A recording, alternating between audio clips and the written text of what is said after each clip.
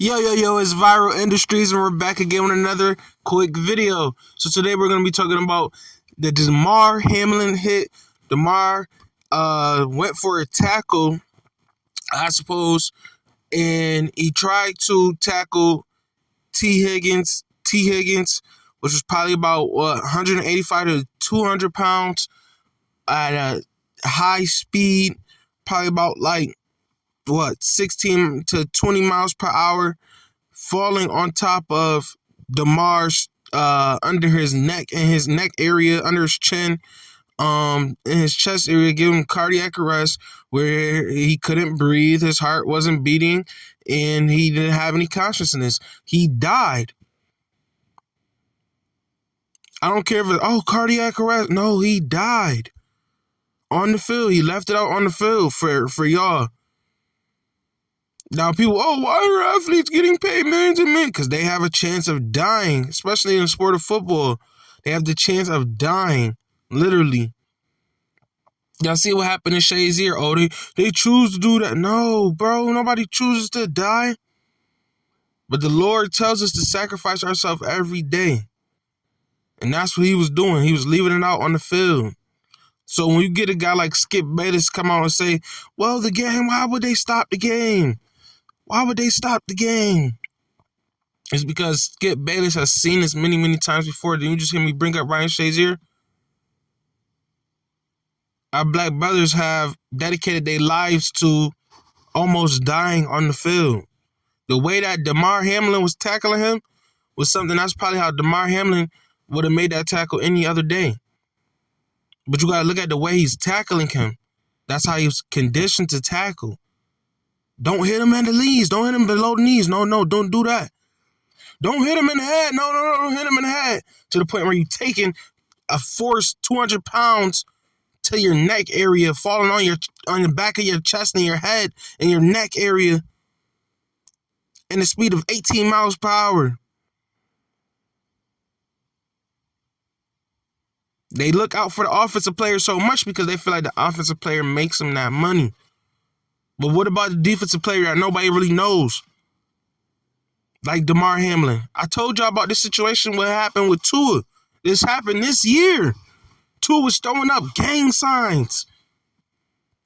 We're watching war. This is why everybody loves football in America so much. It's like a war. Dudes stopping other dudes from getting to their side. Other dudes trying to force their way with the ball. Force their way with the ball to the other side. That's a war, y'all. We watching a little battle.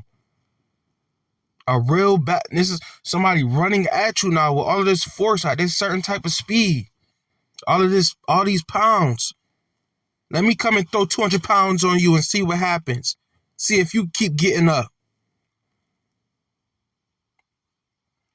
It was only a certain way that Damar Hamlin could hit him. Only 2 to 3 ways Damar Hamlin could have hit that dude to not get a penalty and stop him from running the ball.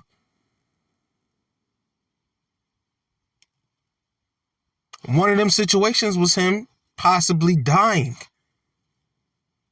So we have to look at the stuff that we watch every day and just see we're conditioned to some crazy stuff. We're conditioned to doing crazy things, and this is one of them.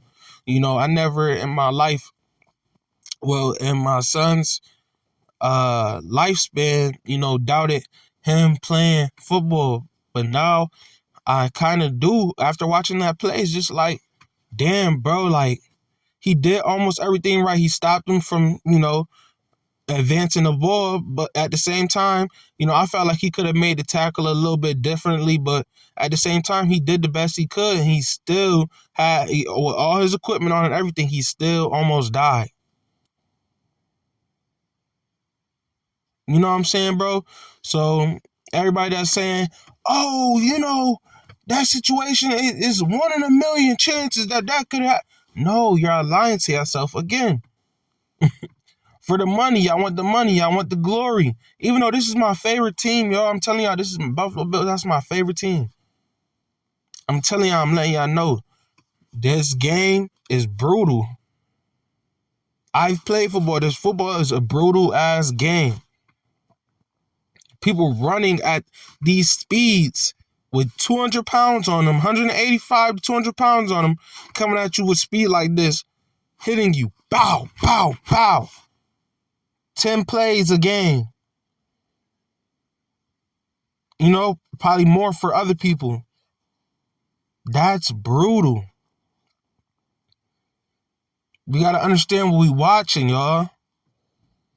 We got to understand what we intaking in just society and just learn from it. You know what I'm saying?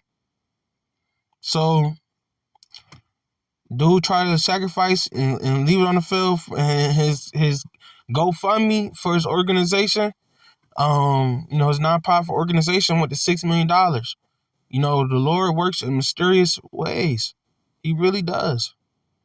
You know what I'm saying? You know, it took for him to die on the field for people to say, let's donate to his organization. Let's do this and let's do that. Let's pray for him.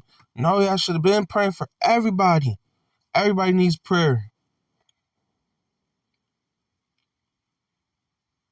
I can guarantee you what happened to Damar in that game has happened to somebody else in America this year, in the past couple months.